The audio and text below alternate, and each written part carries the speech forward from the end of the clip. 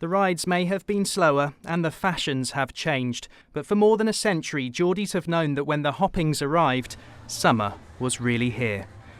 It has become such a staple of the calendar, it has its own quirky history. I've been waiting 55 years to do this.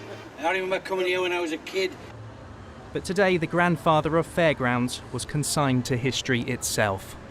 The Hoppings was cancelled. There was significant damage to the site last year, and weather conditions have been pretty poor since, and it took us a long time to reinstate the site following all the damage and the bad weather that we had last year.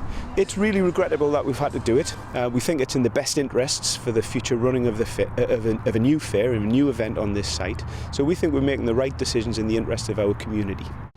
The new fair will be called the Newcastle Experience, but it isn't the weather that has spelt the end. The showmen have been upset about ticket prices and rent.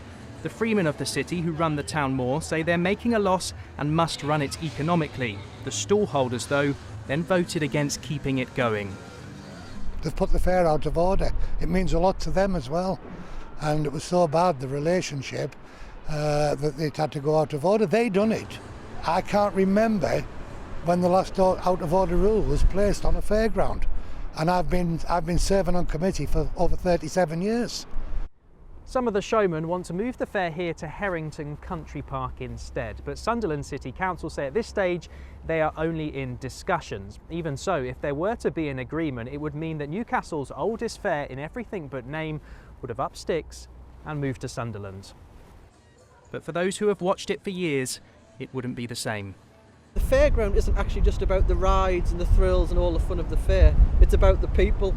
There's literally hundreds of people who make this fair the greatest fair in the world.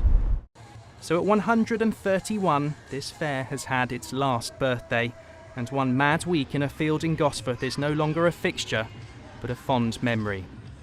Dan Ashby, ITV News, Newcastle.